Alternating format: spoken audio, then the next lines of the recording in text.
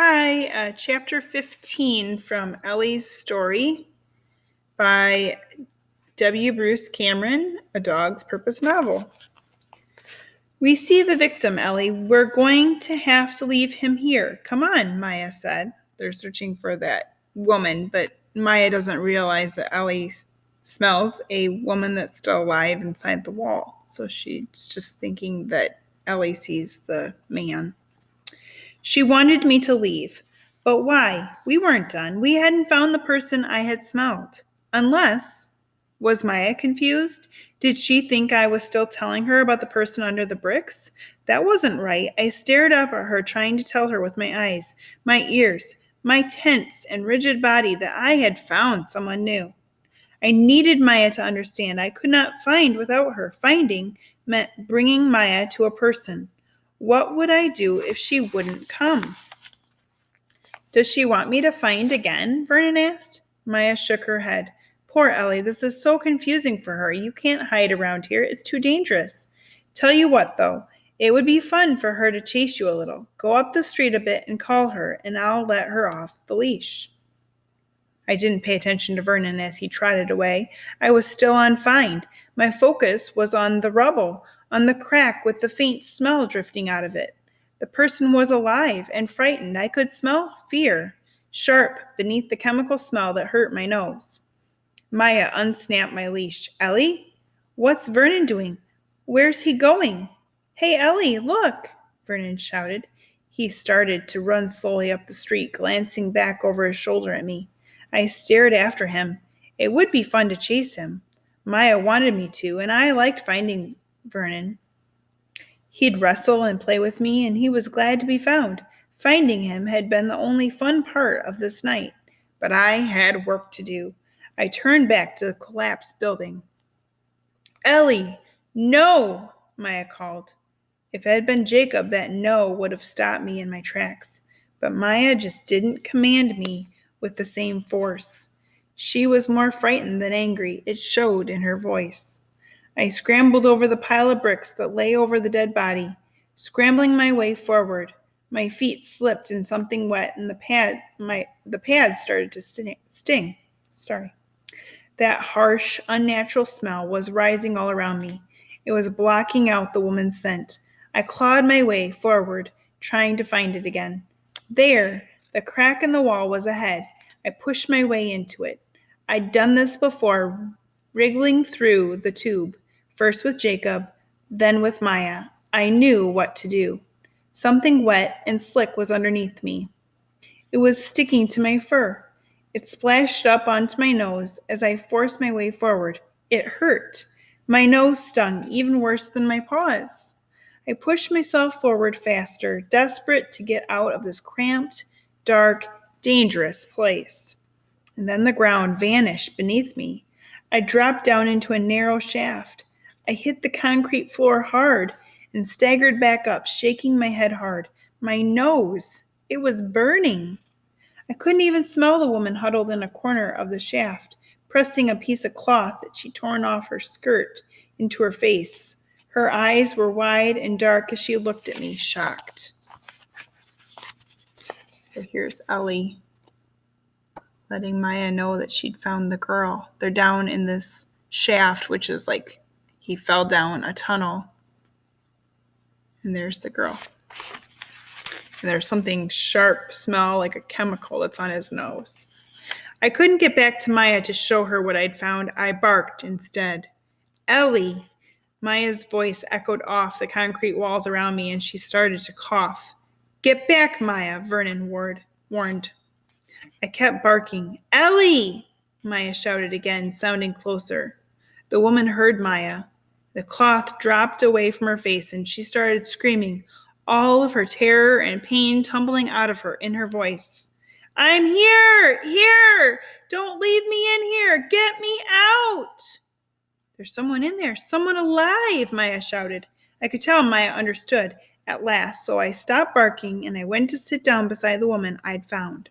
I kept shaking my head and pawing at my nose with my paw. My eyes were watering, and whatever had gotten on my nose was getting worse and worse. The woman saw. and gently she tried to pat at my nose with a piece of cloth that she'd held over her face. I jerked away and I growled. I couldn't help it. Her touch had made the stinging flare into a sharp, angry pain. I felt bad for growling. I knew that wasn't what I was supposed to do. So I crept back to her side and I licked her hand to apologize. She seemed to understand and didn't try to touch my nose again. Instead, she whispered quietly to herself, words that were quiet and urgent at once. I'd heard Mama talk like that once. She'd called it praying. The woman and I sat together until a man wearing a helmet and a mask poked a flashlight into the space and waved it around. The light fell on both of us, and the woman gasped and then waved frantically. Soon the sounds of digging and hammering drifted down, and then a square of daylight broke into the shaft from above. A shadow blocked it almost at once. A man was swinging down on a rope. The woman had obviously never practiced being lifted by a rope harness before. She was very frightened and kept praying the whole time while the firemen buckled the straps around her and hoisted her out. But Jacob had taught me that a harness was not to be feared, so I stepped calmly in when it was my turn. I went up in jerks and stops to the top of the shaft. Maya was there when they hauled me through the hole the men had dug. I jumped into her arms as soon as they unclipped the harness from my back. Maya's relief turned quickly to alarm. "Oh no, Ellie, your nose!" Maya clipped on my leash and ran with me quickly to a fire truck. Maya talked to one of the firefighters, her voice urgent. He came over to me and then, well, as if things weren't bad enough, he actually gave me a bath. A bath? Weren't we working? I was disgusted. But I sat still when Maya told me to. Actually, it was more of a rinsing than a bath. The firefighter held up a hose and sluiced cold water over my face and fur. At first, it made my nose sting worse, and I jerked away, but soon the tender skin felt a little better. Work was over after that. Maya took me back for another chopper ride and then on an airplane. Once we were back at the airport, she put me in her car and drove me straight to a man in a cool white room. I can infer they're probably going to the veterinarian's office. He wore a white coat and smelled of other dogs and harsh soap and disinfectant. I'd been here before. The man's voice was kind and his hands were gentle, but often there were shots involved, so he wasn't my favorite person. He held my face in his hands and looked at me carefully, and then he took a tube out of a jar and rubbed some kind of cream gently onto my nose. The cream smelled awful, but it felt cool and wonderful, so I let him do it without protesting. "What was it? Some kind of acid?" he asked Maya. "I don't know. Is she going to be okay?" Maya's hand was on my neck, rubbing my fur gently. I felt her love and concern in her touch and her voice, and I wished I could let her know that I was feeling better. My nose didn't hurt as much as before, and the cream had taken the last of the stinging away. "We'll want to watch out for any signs of infection," the man in the white coat told Maya, "but I don't see any reason why she shouldn't heal up just fine." "But will she be able to work?" Maya's voice was still worried. The man shook his head. "We'll have to wait and see." Maya and I didn't do any work for the next 2 weeks or so. Every day, she gently rubbed the cream onto my nose. Emmett and Stella seemed to find this pretty amusing, and they would sit on the counter and watch. It was embarrassing letting the cats stare at me like that, but Maya told me to hold still, so I did. Tinkerbell, though, she loved that cream. I can't imagine why, but cats are strange, and that's all there is to it. After Maya had finished with me, the little gray and white cat would come out of wherever she'd been hiding and sniff at my nose for a long time, and then she'd rub against me and purr. This was even more embarrassing than the cat audience on the counter. I'd lie down with a sigh, and Tinkerbell would sit and smell me, her nose bobbing up and down. She even started curling up against me to sleep. It was almost more than I could stand. I couldn't wait for Maya to tell me that it was time to go back to work. At last she did. When we got to the park, I bounded up to Wally and Belinda. They were excited too. I could see it in their wide grins and hear it in their voices. I hear you are the hero dog, Ellie. Good dog. And I wagged even harder than when Wally praised me. Praise was nice. Petting was good. But best of all, we were about to go to work. Wally ran off while Belinda and Maya sat down at a picnic table. So how are you and Wally doing? Maya said. I sat, but it was hard. My legs were twitching with eagerness to be up and running. If we went after him now, we could find Wally right away. He's taking me to meet his parents over the 4th. So, Belinda replied, that's good. I groaned. Humans could do so many amazing things. Why did they sit still and make words so often? They were not even interesting words like find or come or walk or good dog. Down, Ellie, Maya said. This was not an interesting word either. I flopped down with a sigh, looking pointedly in the direction Wally had taken. Wally and Belinda kept making their uninteresting words.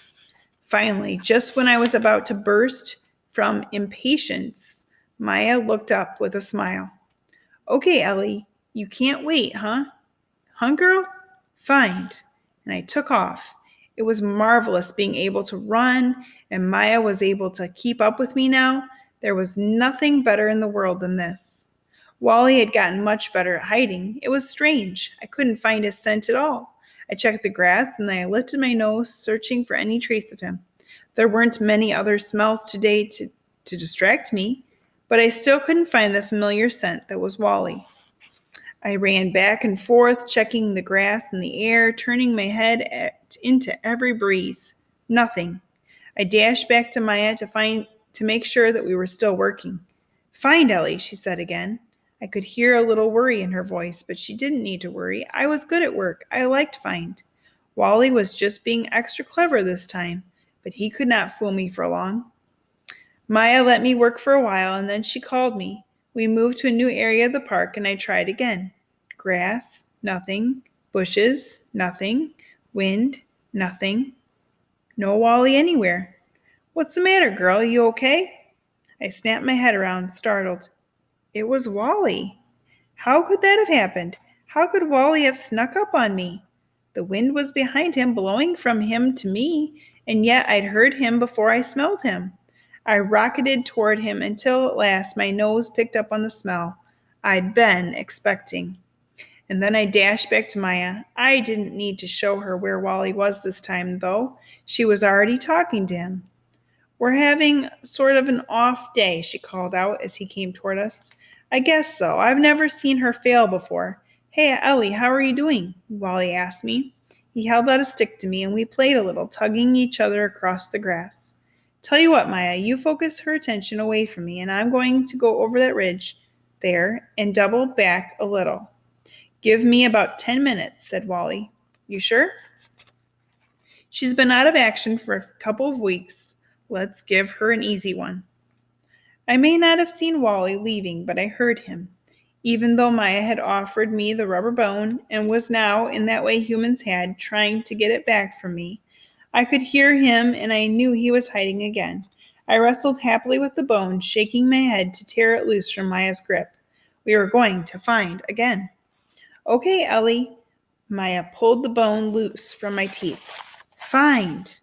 I took off eagerly, heading in the direction I'd heard Wally go. I ran up a small hill and stopped, not sure what to do next. How was Wally doing it? How was he hiding his scent? Not even the breeze was bringing me a hint of it. I ran back to Maya for direction, and she sent me off to my right. I snaked back and forth, searching. No Wally. Maya sent me left. Again, no sign of Wally. I dashed back to Maya and stared up at her face eagerly, excited, but a little anxious too. Was there a clue? Something I was missing? Would she tell me? We had to find him. Maya sent me left again and followed me this time. She walked with me around the base of the hill I'd climbed earlier. I searched in grass and scrubby bushes, lifting my nose to the wind. But Wally had been very clever. I had no idea where he was. And then something moved. was just a ripple in the grass, but it caught my eye. I jumped, focused on the place. Wally sat up. I'd done it. I found him. But there was no need to run back to Maya. She was already standing there. This isn't good, Maya asked. The vet said that she should be fully recovered by now. Well, let's give it another week and see if she gets any better, Wally said. He felt sad for some reason, so I nuzzled his hand. He was usually very happy to be found. I didn't know why this time was different. Maya and I worked a few more times after that, but Wally kept on fooling me somehow. He'd disguise his scent so that I couldn't pick it up until I was nearly standing on him. And then Maya and I stopped going to the park at all. Oh. Chapter 16's next.